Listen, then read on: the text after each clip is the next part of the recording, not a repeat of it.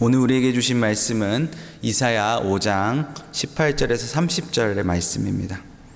이사야서 5장 18절에서 30절 말씀인데요.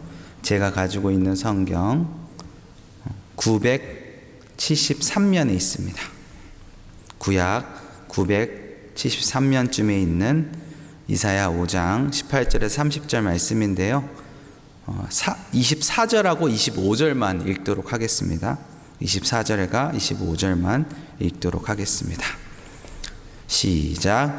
이로 말미암아 불꽃이 구루터기를 삼킴같이 마른 풀이 불 속에 떨어짐같이 그들의 뿌리가 썩겠고 꽃이 티끌처럼 날리니니 그들의 만군의 여호와의 율법을 버리며 이스라엘의 거룩하신 이의 말씀을 멸시하였음이라. 그러므로 여호와께서 자기 백성에게 노를 바라시고 그들 위에 손을 들어 그들을 치신지라.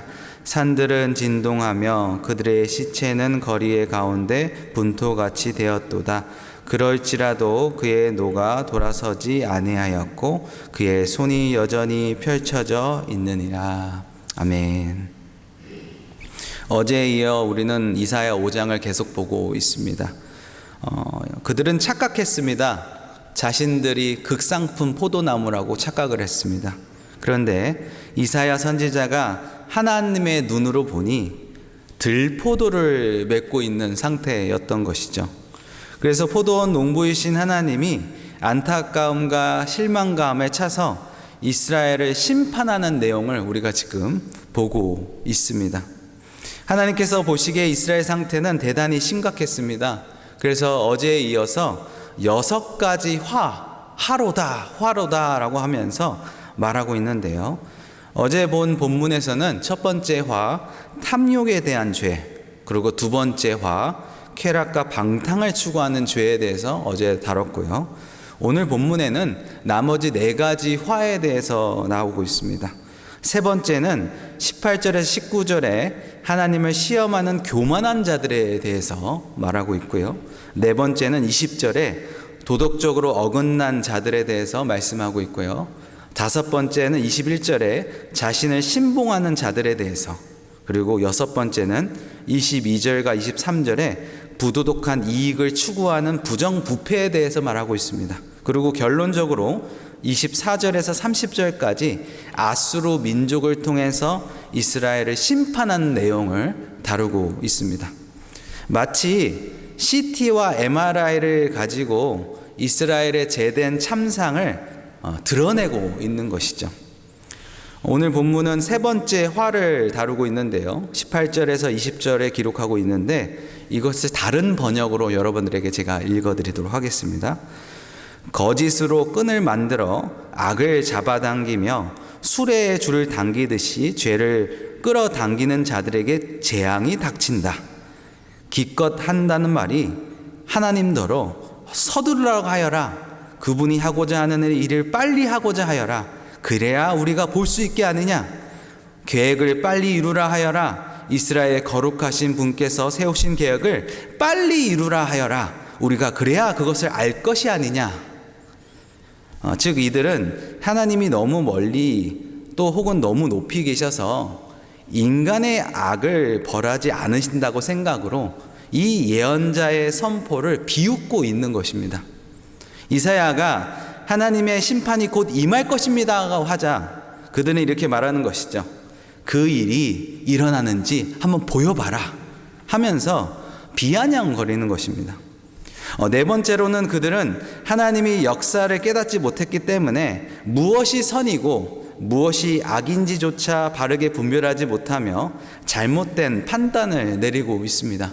20절 말씀을 제가 읽겠습니다. 악을 선하다 하며 선을 악하다 하며 흑암으로 강명을 삼으며 강명으로 흑암을 삼으며 쓴 것으로 단 것을 삼으며 단 것으로 쓴 것을 삼는 자는 하였을지언정. 여러분, 창세기 3장에 나오는 아담과 하와가 그랬던 것처럼 이 선과 악은요, 인간이 결정하는 것이 아닙니다. 이것은 절대적으로 하나님의 영역입니다. 아담과 하와가 선악과를 먹고 스스로 악을 판단하려고 했습니다. 여러분, 그리스도인이 된다는 것은 무엇을 의미하죠? 그리스도인이 되면 다른 어떤 변화보다 기준이 바뀝니다.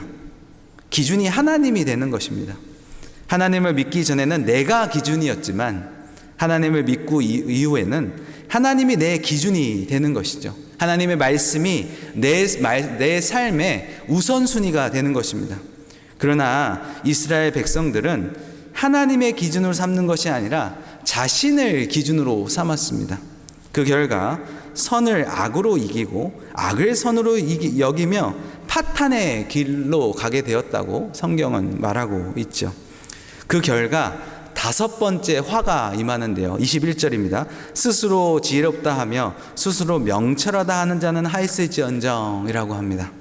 그들은 스스로 선악을 판단할 수 있고 지혜와 명철을 아는 자라고 했지만 사실은 술에 만취된 상태였습니다. 그들은 서서히 다가오는 하나님의 심판을 감지하지 못한 채 자아도취에 탐닉하고 있었습니다. 여러분, 이 죄라는 것은요, 연쇄작용을 일으키고 증폭이 됩니다. 그래서 야고보서 1장 15절에 뭐라고 말하고 있죠? 욕심이 잉태한 즉 죄를 낳고 죄가 장성한 즉 사망을 낳는다고 말하고 있습니다. 이사야 5장에 등장하는 6가지 죄도 서로 연결되어 있습니다. 따로 분리되어 있는 것이 아닙니다. 연쇄성이 있고 그 심각성이 점점 증폭되고 있는 것이죠. 하나님이 계시면 그게 역사하시는지 보이라고 하여라.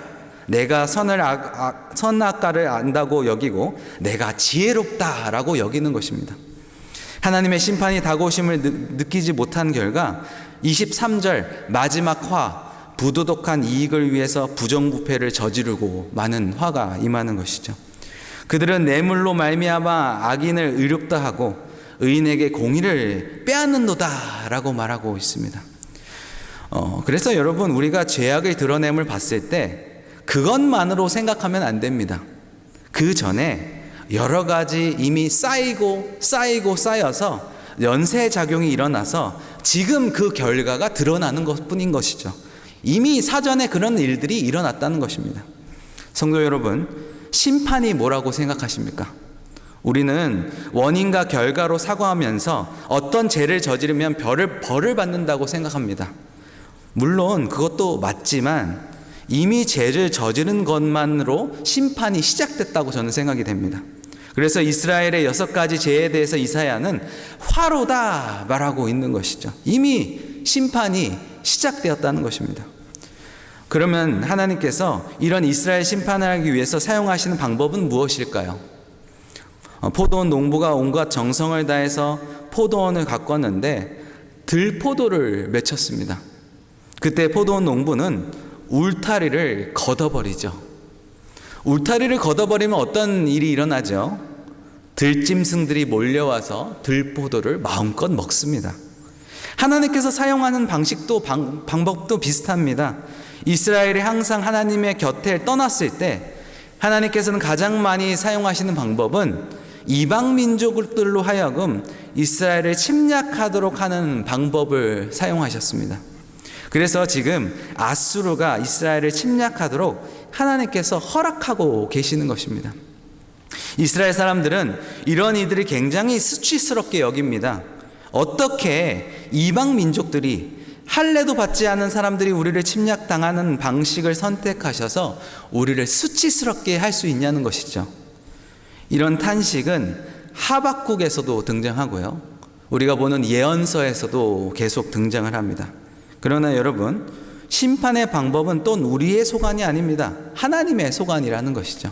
그래서 26절에서 30절까지의 말씀이 바로 아수르의 침략을 묘사하고 있습니다. 그러나 이스라엘을 부끄러워했던 것은 이방 민족에게 침략당한 사실이 아니라 그러한 심판조차 자초한 자신들의 죄악이었다는 것을, 그들의 침략보다 자신들의 죄를 더 수치스럽게 여겨야 된다는 것입니다. 이사야 선지자는 아수르의 침략을 신학적으로 해석하고 있는데요, 대항할 수 없는 압도적인 아수르 민족이 침략했는데 그 배후에 하나님이 어떤 계획과 의도와 목적을 가지고 계실까? 여러분, 이것이 바로 선지자들의 해안이고요, 하나님의 눈으로 보는 방식이라는 것입니다. 우리는 우리 앞에 일어난 많은 일들을요, 그냥 액면 그대로 볼 것이 아니라 하나님 눈으로 바라볼 필요가 있습니다. 이사야는 지금 아수르의 침략을 한 나라의 흥망선쇠를 하나님의 계획과 목적에 비추면서 신학적으로 해석하고 있는 것입니다. 한 가지 우리가 기억해야 될 것은 어떻게 하나님이 하나님의 백성에게 이렇게 잔인하게 할 수 있을까라고 생각할 수도 있겠지만 고대 이스라엘 사람들은 그렇게 생각하지 않았다고 합니다. 본문을 자세히 보면 하나님께서 심판하는 순간에도 이스라엘을 나의 백성이라고 부르고 있습니다. 남으로 치부하지 않고 여전히 내 백성이라고 말하고 있는 것이죠. 마치 자녀가 잘못했을 때 부모가 매를 두는 순간에도 지극정성 어린 사랑으로 자녀에게 매를 들듯이 이것이 바로 하나님의 사랑이라는 것입니다. 그래서 잠언 3장에 이렇게 말씀하고 있습니다. 내 아들아, 여호와의 징계를 경히 여기지 말라. 그 꾸지람을 싫어하지 말라. 대저와 하나님께서 그 사랑하는 자를 징계하시기를 마치 아비가 그 아들을 징계함 같이 하시느니라. 그래서 고대 이스라엘들은 이러한 하나님의 징계를 곧 하나님의 사랑으로 받아들였다고 합니다. 그래서 우리가 지금 성경을 읽는 마음가짐과 그 고대 이스라엘들이 백성들이 성경을 읽는 마음가짐이 다를 수밖에 없는 것이죠. 우리는 어떻게 이렇게 잔인할 수 있을까 이렇게 생각하지만 고대 이스라엘들은 이 하나님의 심판을 읽으면서 하나님의 사랑을 느꼈다는 것입니다. 우리는 그래서 이 이사야 말씀을 보는 내내 하나님의 심판 속에 들어있는 하나님의 사랑을 볼 수 있어야 합니다. 여러분, 사랑의 반대말이 뭐죠? 무관심입니다. 죄를 지어도 가만히 두고 잘하나 못하나 전혀 관심이 없는 것이 사랑일 수는 없는 것이죠. 사랑하면 잘했으면 칭찬하고 잘못하면 매를 들고 있는 것이 바로 사랑입니다. 그래서 이스라엘 민족에게 끊임없이 간섭하시는 하나님의 계획 속에서 이것이 심판이든 형통케 하심이든 하나님의 사랑을 느끼는 것을 볼 수 있습니다. 여러분, 때로는 우리의 삶이 우리 계획대로 잘 풀리지 않을 때가 있습니다. 안 될 때가 있어요. 그러나 이것이 하나님의 개입하심이라면 우리는 하나님을 기대할 수 있어야 합니다. 하나님이 오늘도 우리를 가만히 내버려 두지 않기를 바랍니다. 때로는 간섭하시고 개입하셔서 가만히 내버려 두지 않기를 바랍니다. 결국에는 하나님의 귀한 백성으로 만들고야 말겠다는 그런 하나님의 개입과 간섭이 하나님의 사랑이시기에 우리는 그 모든 것을 신학적으로 해석하면서 믿음으로 받아들여야 된다는 것이죠. 하나님의 눈으로 우리 자신을 보는, 하나님의 눈으로 우리 자신의 상황을 보는 그런 믿음의 해안이 우리 안에 있기를 주님의 이름으로 축복하고 축원해 드립니다. 기도하겠습니다. 하나님 아버지, 우리를 사랑하셔서 그냥 내버려 두지 않으시고 우리의 삶에 찾아오셔서 인도해 주시니 감사드립니다. 오늘 말씀을 통해서 이스라엘 죄를 책망하시면서도 그들이 돌이키게 하시는 하나님의 사랑을 보게 하셨습니다. 심판 가운데 사랑이 있음을 잊지 않게 하시고 우리도 우리의 삶 역사하셔서 눈앞에 일어나는 일만 보지 않고 하나님 뜻과 시선으로 바라볼 수 있는 믿음을 허락하여 주시옵소서. 모든 일을 하나님 안에서 바르게 분별하며 살아갈 수 있는 지혜와 능력을 허락하여 주시옵소서. 그렇게 하실 주님을 찬양하며 예수님의 이름으로 기도합니다. 아멘.